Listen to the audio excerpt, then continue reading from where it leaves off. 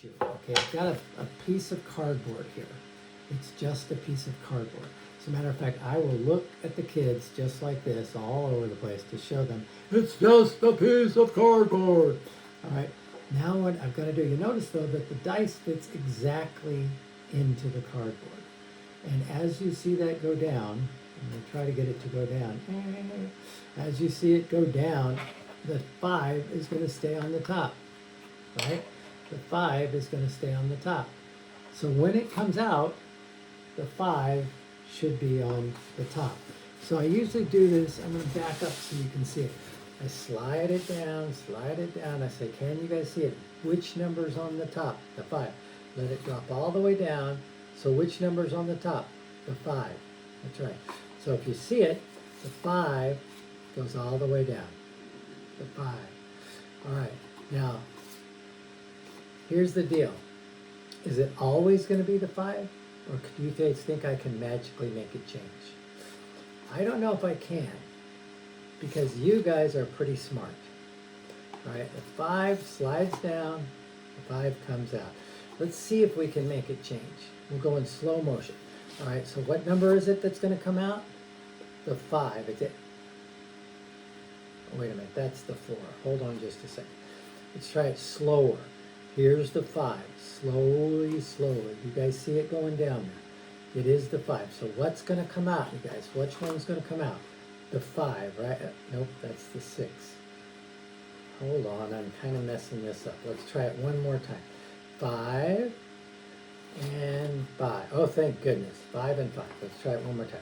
5 and 5. Oh, thanks goodness. One more time. Okay, one last time, and you'll see that it happens every... Oh, wait a minute. That's the 3.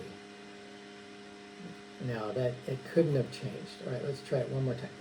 5. Watch it. I'm going to stop it in the middle.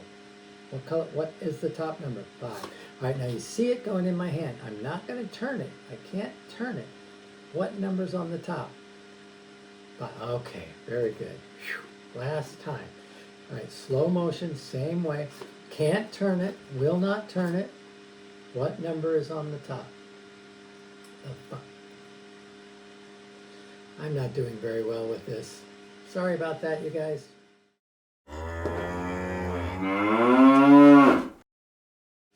So that's the routine I would teach you guys today. I don't have my hat on. All right, once again, this is such a crazy good, easy trick. I may have to stand up. Same block as before. Piece of cardboard that fits in your thing. That's the only cardboard piece in the whole trick. The gimmick on the cardboard piece is that there is a little cutout in the back. And what happens is when you want to do the switch, the dice will slide down and drop into that cutout, and then with your hand you let it switch. So if the 6 is on the top, gotta fit it in, it'll slide down, drop, I'll complete the turn, and then the 2 is on the top. Now, it's impossible to see that. It's totally impossible to see that, but this does take a little practice, okay? It doesn't happen all by itself.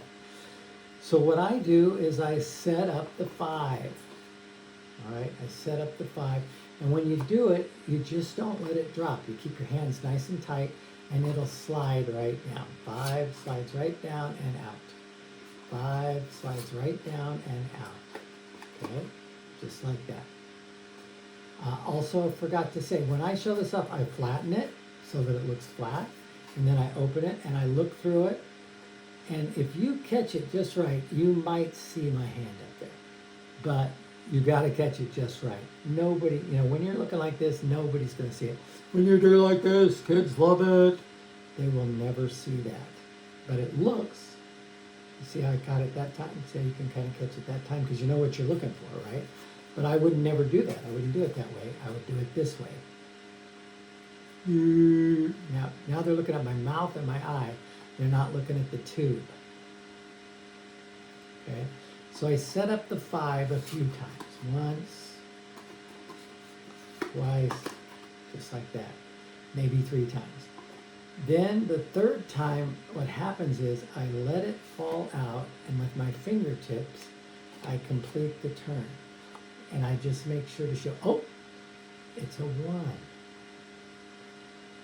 And the cool thing is that when I show the 5 again, I just turn it a little bit. And this time, when it changes, when it drops and it changes, now it's the 3. Wait a minute, I turn the 5 again, comes down, drops, makes the change, and now it's a 6.